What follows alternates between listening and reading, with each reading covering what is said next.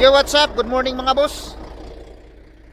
Nandito na tayo sa ating first customer.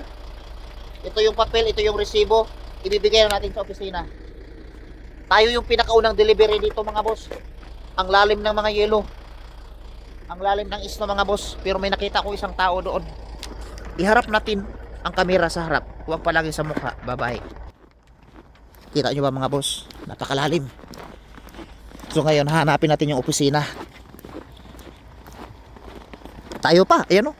Tayo pa lang nakauna dito. Tayo pa yung naka-virgin. Agoy. Andito yung opisina eh.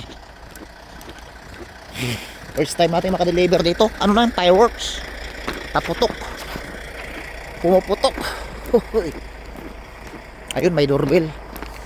Pasok tayo doon sa loob. Sobrang lamig. Agoy, ang lalim. Naku po. Diyos ko.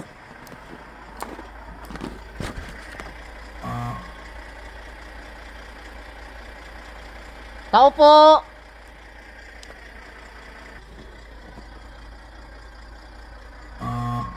Ayo. Ay, andito na. Hi sir, good morning. Delivery, Sinard. Yeah. Ah, the trailer's there. What's there? What the number of door? Back up. There's only one door there. Yeah. Okay, I'll back up there. No problem. So you going there? Yeah, so, yeah. Thank you.